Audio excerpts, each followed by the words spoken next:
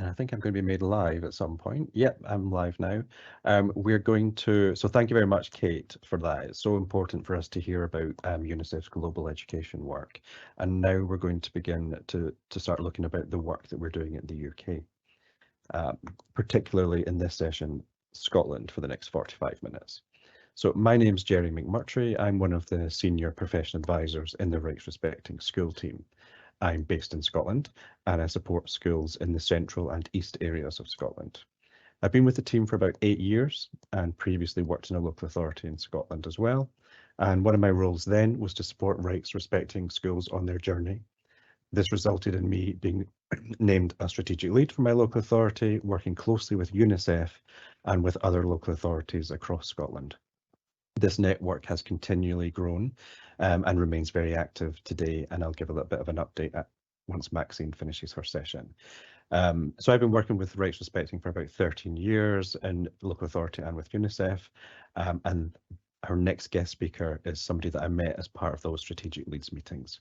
So I'm delighted to welcome Maxine Jolly, who will be talking to us about her own child rights journey in Scotland. Maxine is a Senior Education Officer at Education Scotland, and she works in the Northern Regional Improvement Team.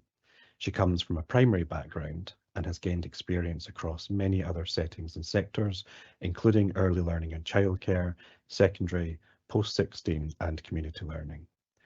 Maxine's current role at Education Scotland involves regional work in the north of Scotland and national work focusing on inclusion, wellbeing and equalities.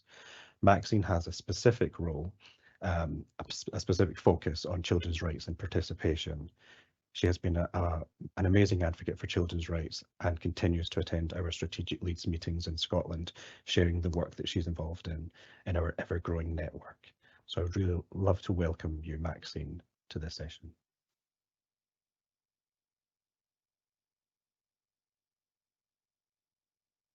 Thank you, Gerry, for that introduction, and hopefully I won't disappoint people. So my journey started back in 2005. So if you're okay to move on to the next slide. At that point in time, I was appointed as a head teacher to a small rural school in Aberdeenshire in the northeast of Scotland, which probably sounds idyllic. But unfortunately, it wasn't. There had been a succession of head teachers, a lack of leadership and direction for many years. There were fractured relationships between staff and learners and between learners themselves, and a high proportion of children with unmet additional support needs. These were obviously huge barriers to establishing positive relationships within the school, and a very different approach was needed.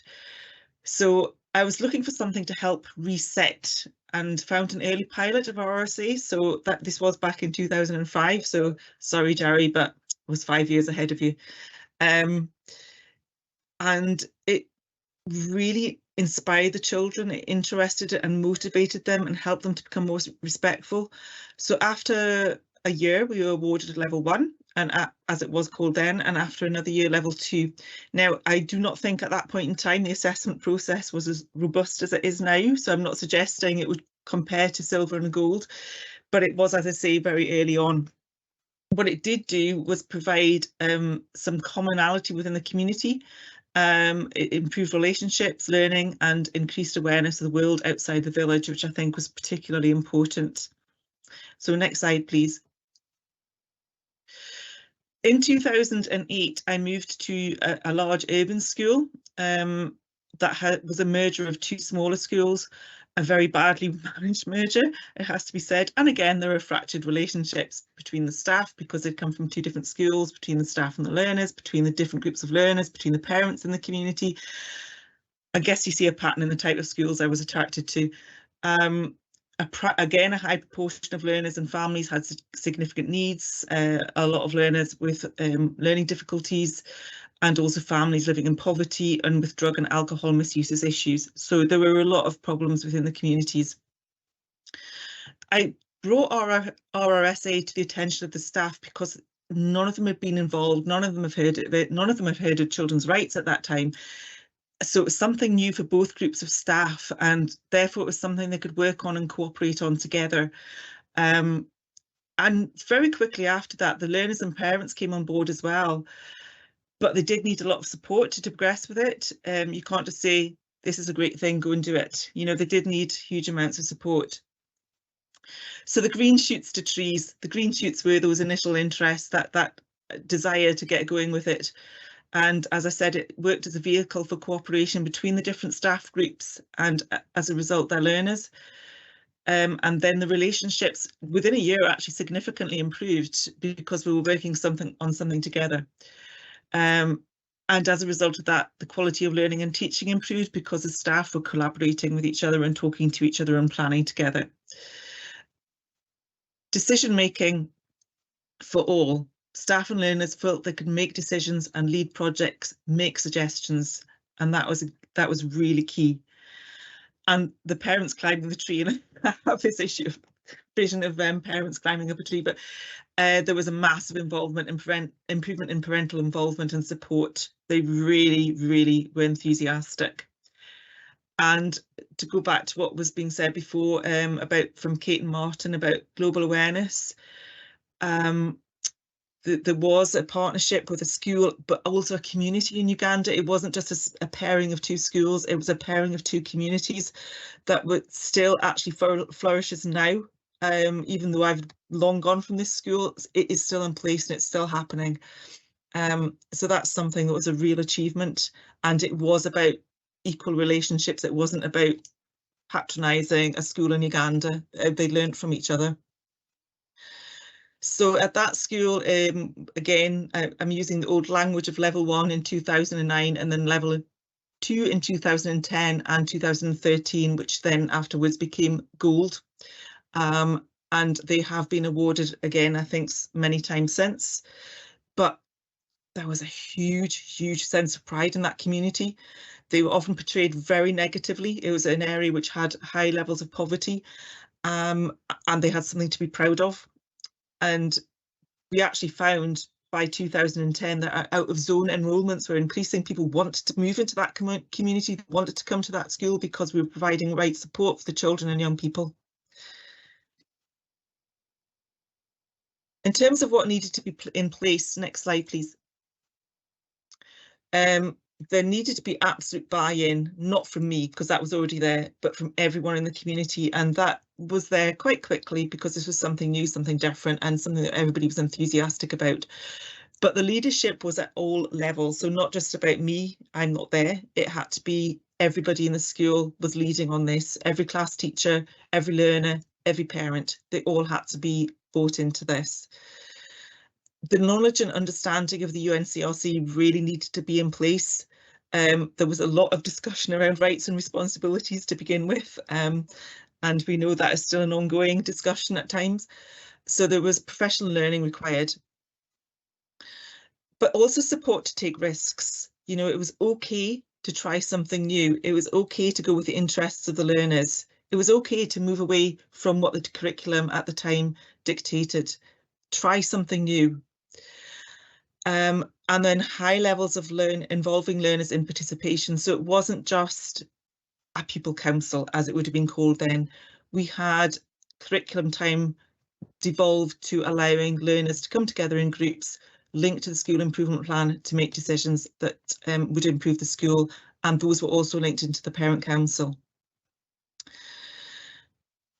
However, next slide please, there of course were challenges. There was sometimes a lack of clarity of understanding about what this was about, including from the local authority. At one point, they actually tried to stop the programme because they thought it gave too much power to parents and learners.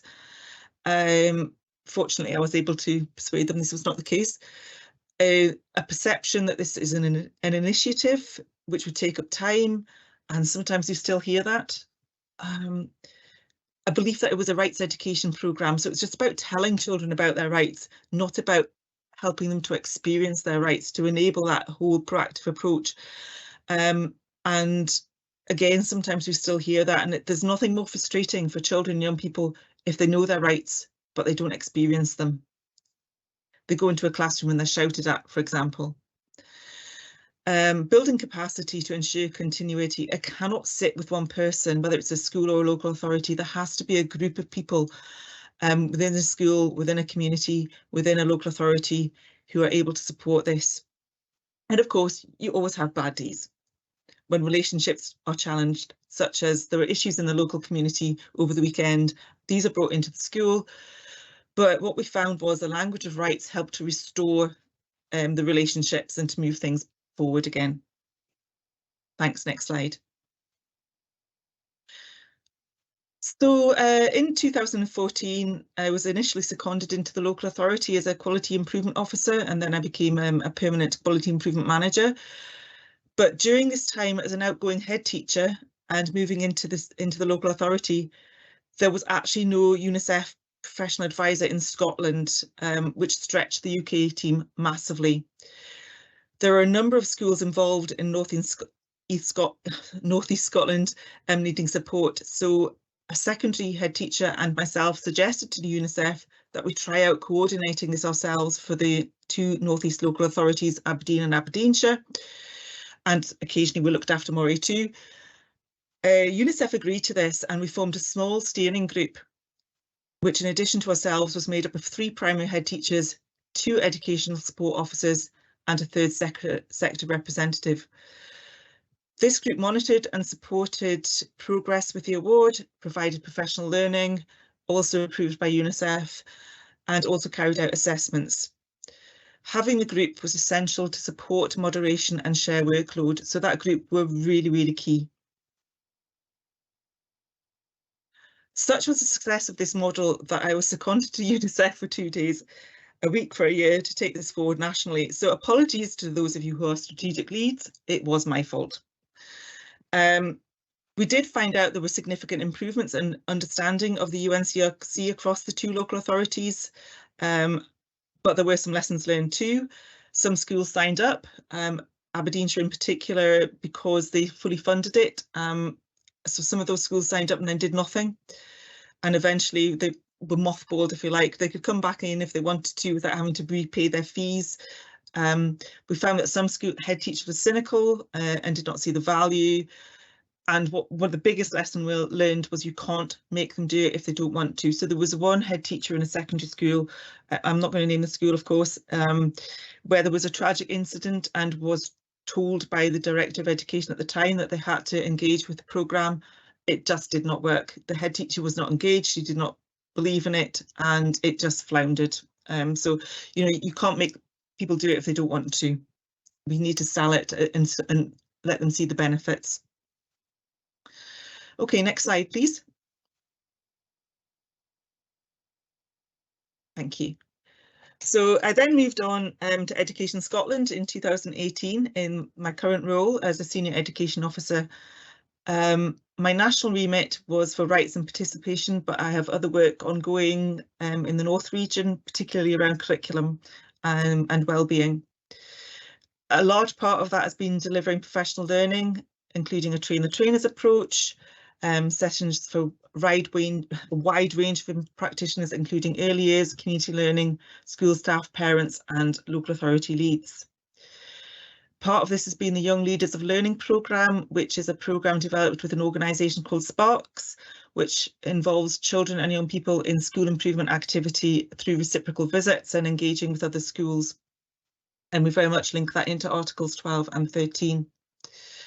A lot of raising awareness internally. I'm one person, so we did a lot of what are called Connect with Colleagues sessions, which are internal sessions to improve awareness and understanding of the UNCRC, and encouraging others to see how their work promotes Article 29 within the organisation.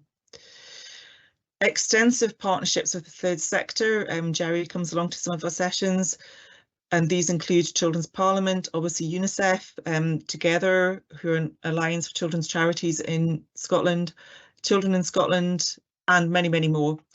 And this group keeps growing, but it allows real sharing of projects and expertise, so we can make sure that we can add value to each other's work. And then, due to my close work with the General Teaching Council in Scotland in 2021, there were extensive links made to the new standards that were published then regarding the UNCRC, including connected matters such as learning for sustainability, inclusion, equalities, creativity, and so on. And associated with that was a children's rights-based approach guide, which supports the GTC standards. However, I think that might be on the next slide, but it's a really poor screenshot of a screenshot. If you want to move on to the next slide, thank you. Yeah, you can see it's a really poor screenshot. My laptop was playing up at the time, but the guide is very useful. So on the next couple of slides, I think I've got 2 videos. The first one is from Dingwall Primary School, who are at bronze level.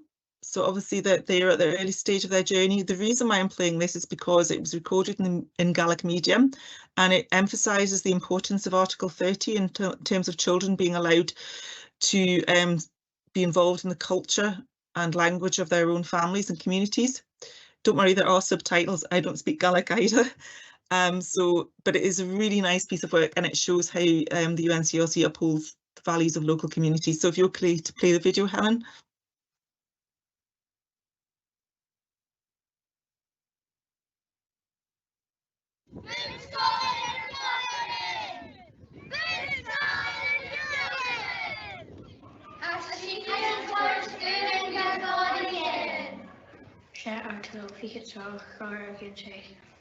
Samschool Bishin by Willem Gallup.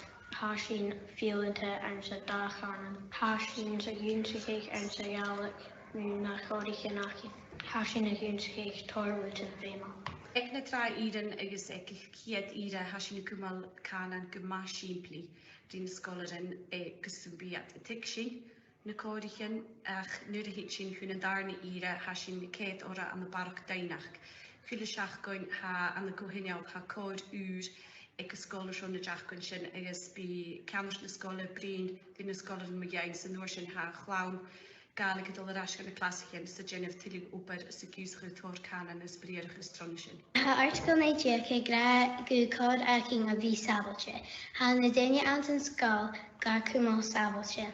Ha she na gyunsukig ant in skull Jeffrey Goyen son Arjun agus ar kumo sabelche. Well, sa class acum sydd fi'n mysio ti gaiannu hyf scenaris, gyn yn cael ydy'r scenari agus macodion. Gwydioch bys yn tosio yn piano le yn ta chlas eis hasyn eis jeitio eis macodion ac yn gwydioch sy'n biad y teg macodion a ha cwtym chaif a eis yn wrth nasyn ac yn ffat na brianna a eis bys yn lethal i ddatche. Ha article 3 hit to hyn a gra gyfel cor acyn clich. Ha cordum acin antan skull, clay color vi cadichin, clevichin agus clay trongalig. Ystelyn a fi a mwy, cholet coloring. Ha sy'n fawin. Ha sy'n y clay rendes a mwy agus ha sy'n gymatoliche. Ha tri. Ha sy'n gymalache.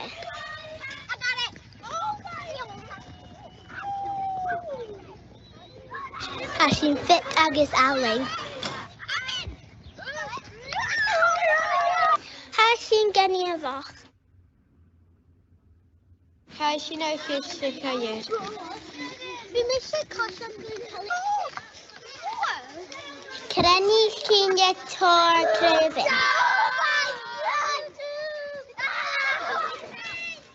Rwy sy'n meis agus fai sborsio. Aan de bidschool in de fjoggerein hashin kultur kutjum eed artikel 3 geweel Gaelic kutramoch geweel speech ik scholar fat schon Gaelic is na buondig na heuf wie kiesige troviane Gaelic. Ha article 3 a tourish to correchin guide mar scholar in Gaelic. Ha cafe Gaelic can be she na dogu who far pushing a mind balcosha agus and mod. Het be cloud tref na beerla against the Gaelic kuchoch.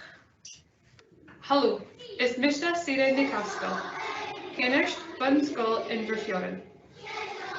We are proud of achieving our UNICEF Bronze Award this session. As we move forward, we are delighted to be focusing on Article 30 to achieve our Silver Award. We want to ensure that all our children have a right to use their language.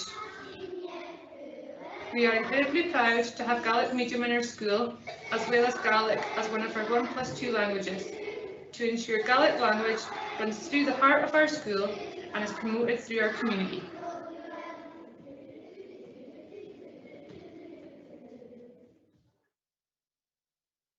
Thanks. And just, I'm conscious of the fact that not everybody in this school, not everybody in this call is from Scotland. So just to clarify a couple of points there, Shinari refers to what we call the Getting It Right for Every Child Wellbeing indicators, which are safe, healthy, achieving, nurtured, active, respected, responsible and included. And these definitely came out from the UNCRC.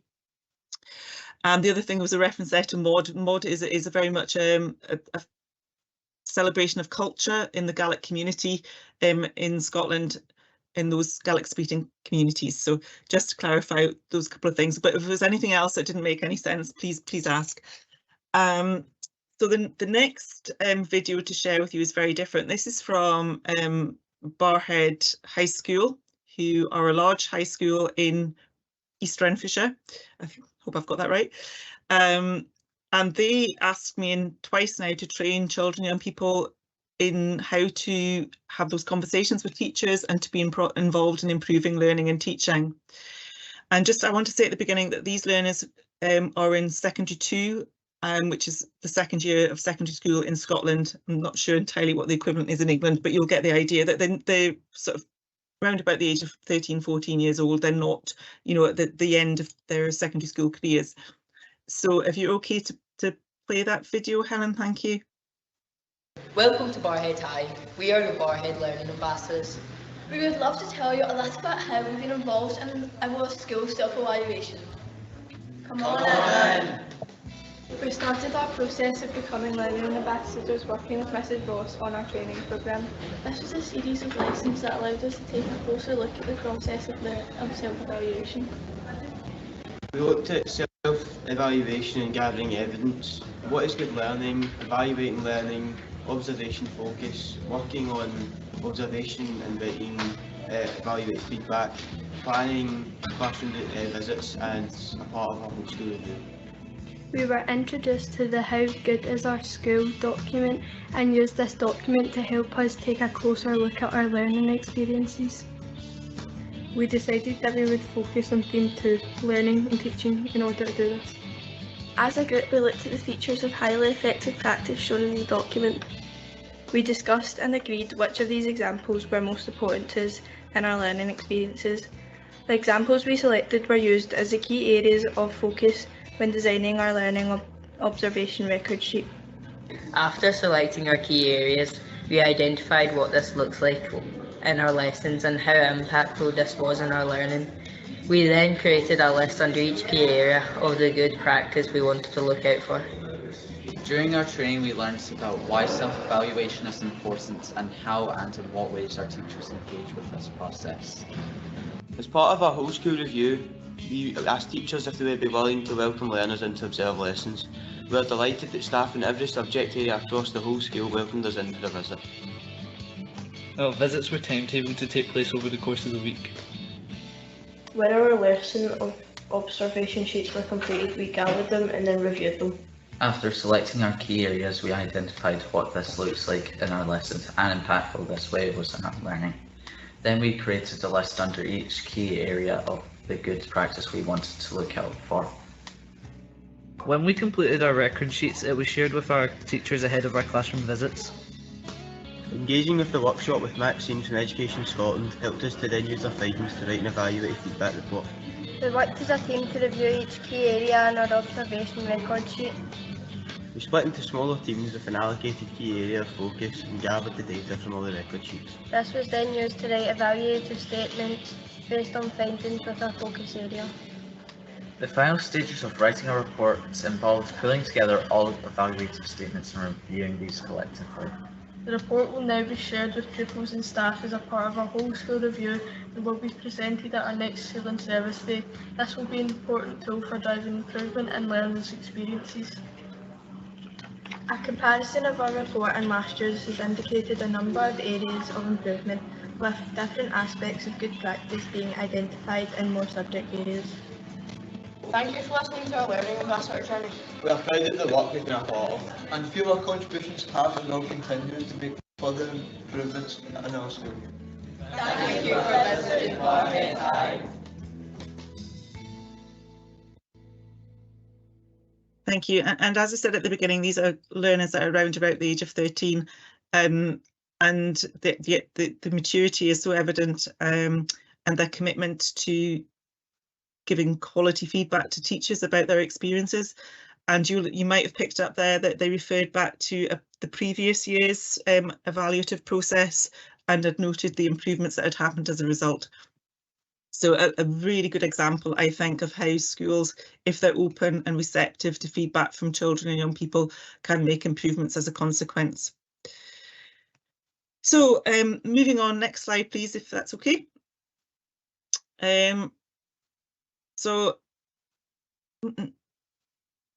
Scottish Government, Education Scotland, we're seeking to connect rights-based approaches with learning for sustainability. I think I mentioned this before when we were talking about the GTCS standards. Social justice, curriculum design, and this includes the developing young workforce. Again, I know that's not something that's across the UK, but it's about how we make sure that children and young people are given the skills they need from 3-18 and beyond to be able to contribute to society. Around creativity, around equalities and inclusion. So it's about how does the curriculum actually support all of those things rather than it just being about 8 subjects. We're launching a new professional learning resource in October, November, which looks at the themes of rights and equalities, relationships, inclusive practice and health and well-being. And there will be an informed level of that, which is very much about what everybody needs to know. So that includes anyone that works in an education setting, whether they be school volunteers, people support assistants, caretakers, janitors, and so on, as well as teachers, obviously. And then another level above that, a more skilled level, which will be more in depth. We have, well, I've been doing some elected member training with a couple of third sector organisations to ensure that elected members have an insight into how all of this fits together. I'm involved in supporting the Human Rights Bill in Scotland, which goes beyond the UNCRC. It's involving other human rights treaties, and obviously they also apply to children in educational settings. So that's a key piece of work moving forward.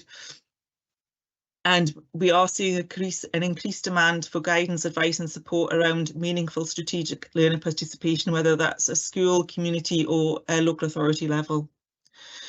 So those are just a few of the things that are ongoing at the moment, but there are a number of people I'd like to thank for their support on my journey.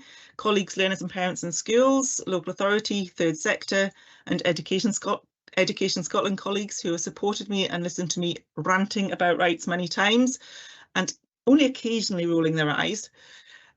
Finally, I'd also like to thank specifically Gerry, Francis, Martin and Jenny from UNICEF for their support, and the original North East of Scotland steering group who set the ball rolling. So David Ennis, Christine McLennan, Lillian Field, Anne Wilkinson, Margaret Thompson, Matt Reid and the late Steve Roberts.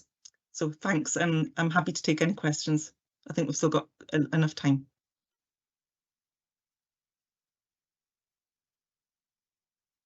Yeah, thank you, Maxine. We do have some questions from the audience, actually.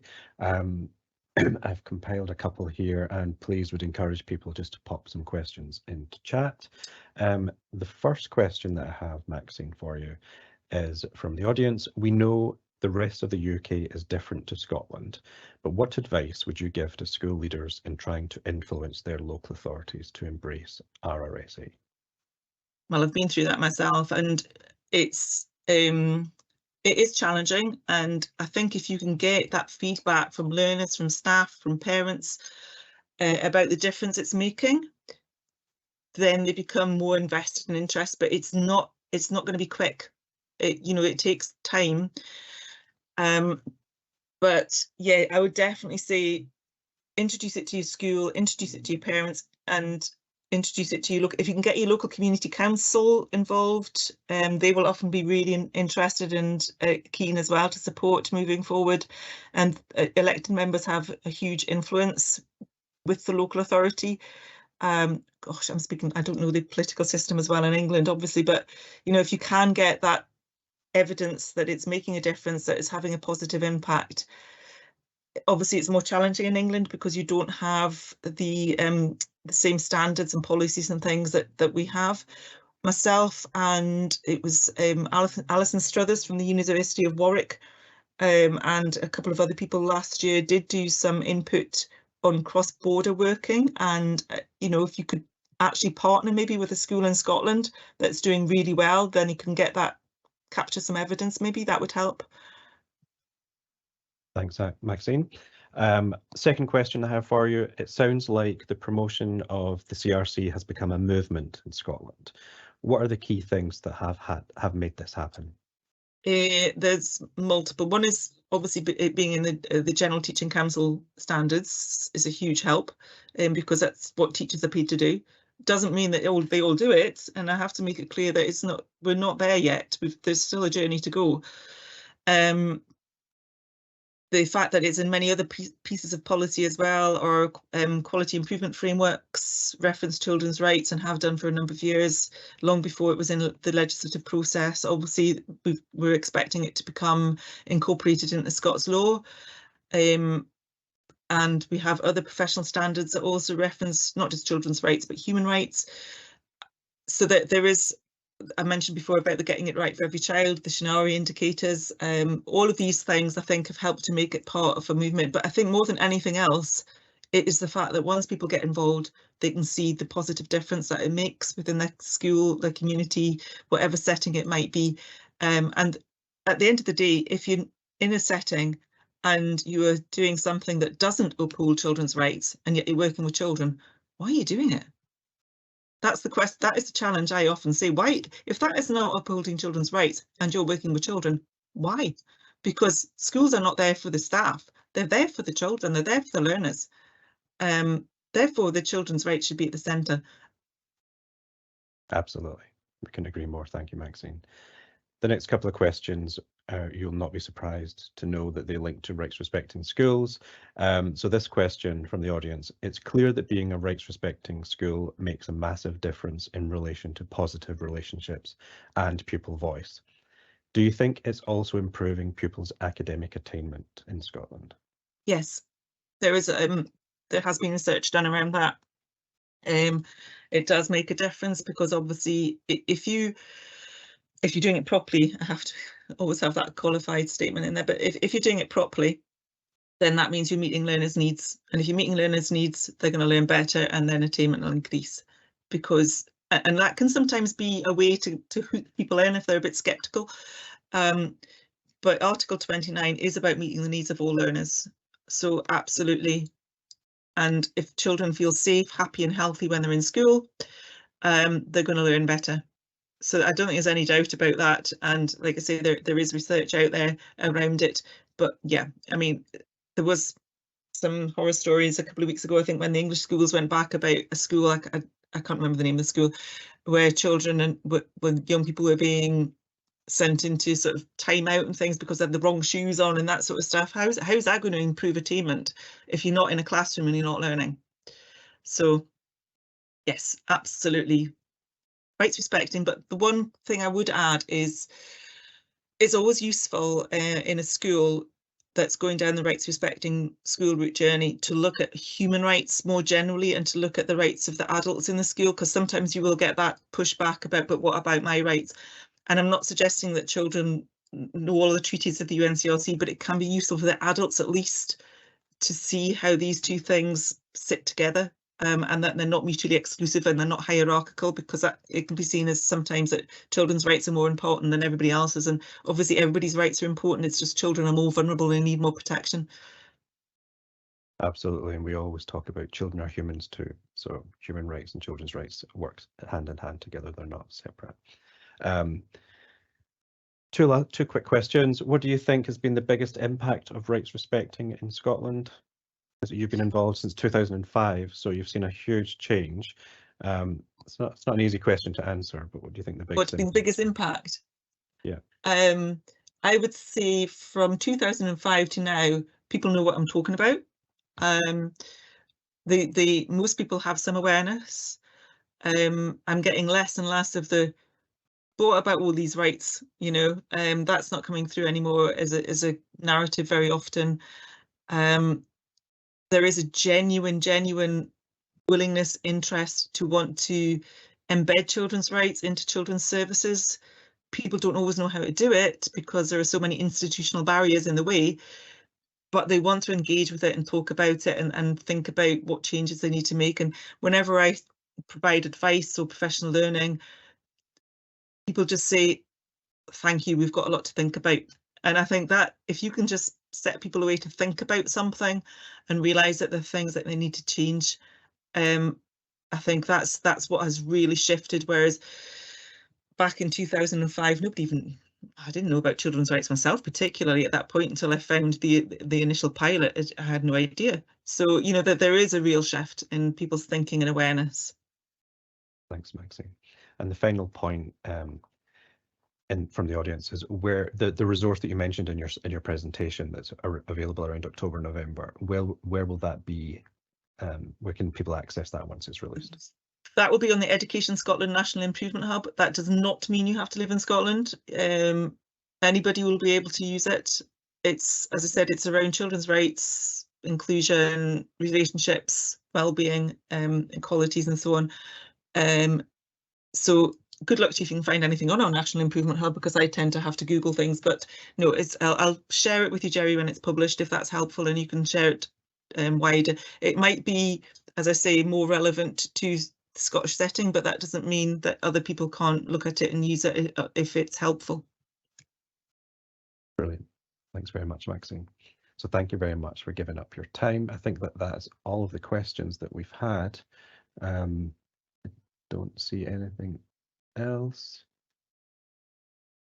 No, so thank you very much, Maxine. I'm going to just give a little bit of an update about Scotland as we go on. So yeah, thanks very much, Maxine. Across UNICEF, we continue to work closely with the Scottish Government as they work towards direct incorporation of the UNCRC into Scots law, as Maxine mentioned, namely through the UNCRC Incorporation Scotland Bill and the Human Rights Bill. Now, we all know this is an ongoing journey. It's been delayed, but it's one that we're all very excited about. And finally, just in May 2022, and just to share this with you, we mentioned at last year's conference, the Scottish Government announced funding for UNICEF UK to allow all state primary and secondary schools in Scotland to engage with rights respecting. This funding enabled schools in Scotland to register, attend our training and progress through the relevant stages of the award. Since the funding has been announced, rights respecting in Scotland has grown considerably. And as Maxine mentioned, up until 2014, we didn't have staff members. So we have 3 staff members in Scotland who are working now with 75% of schools that are engaged. That's just over 1,800 schools. Our strategic leads network meet quarterly, and Maxine remains a member of that because we just could never ask her to go. She's such an important person as part of our network and is able to share her knowledge. And it just continues to grow with new members every time.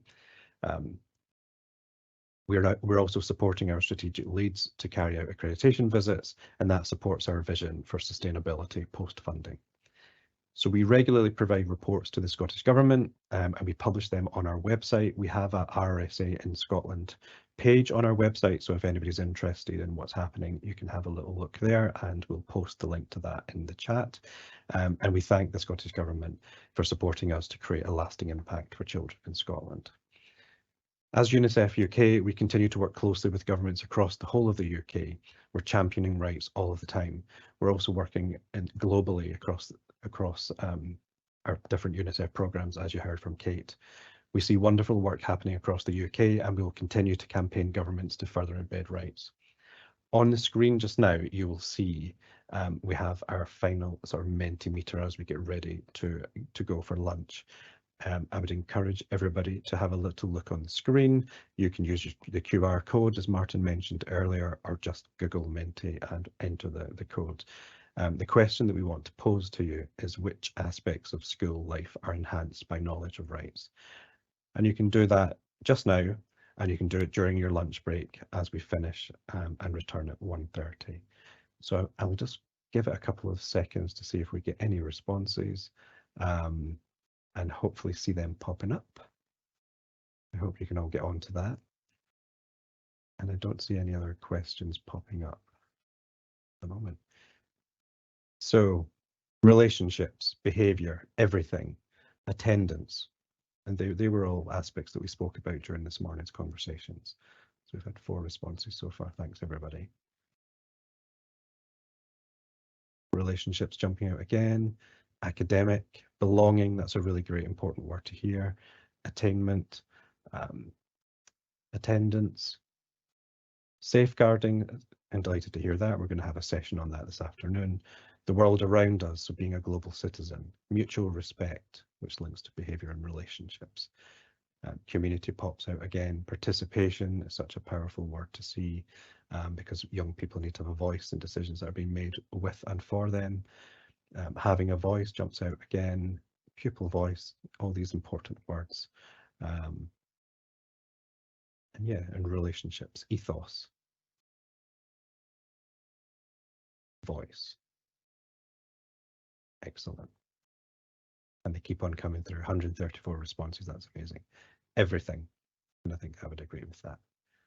But the words that keep jumping out is relationships, pupil voice, respect, ethos, attainment, safeguarding, engagement, and well-being is starting to come through as well. Inclusion, such an important part of our work. So thank you. We're going to leave this to just roll through as lunchtime breaks. So please keep on adding in your thoughts as they come in. We will capture these and share them as a post-conference as much as we can. So we're going to have a lunch break now. I don't know if Martin wants to pop back on to say a thank you to everybody. I know that not everybody's able to make the whole day, so please pick and choose the sessions you're able to, but we will record them and share them with you all at a later date. Thanks. Yeah, thank you, Gerry, so much. And just to reiterate your thanks to Maxine for giving us that really powerful perspective of the growth of RRSA across Scotland, and to Kate earlier for that global vision and that sense that UNICEF globally is totally engaged in the same education space that we're all part of, and the sort of inspirational stories that she shared.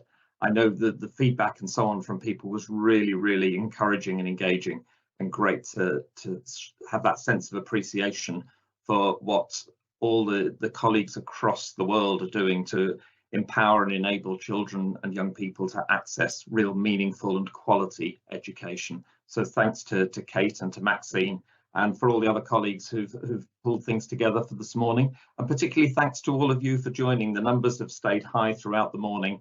We really, really appreciate your connection with us today and your participation. We deliberately made the lunch break fairly long. Those of us who worked in schools know what lunchtime can be like. And those of us who are used to being on screens a lot know that we all need a break. So let's enjoy an hour and a half, and we resume again at 1:30 this afternoon. So do carry on contributing to that Mentimeter if you wish to, but do have a proper break as best you can. And we really hope that as many of you as possible will rejoin us at 1:30. So thank you all very much indeed, and see you later.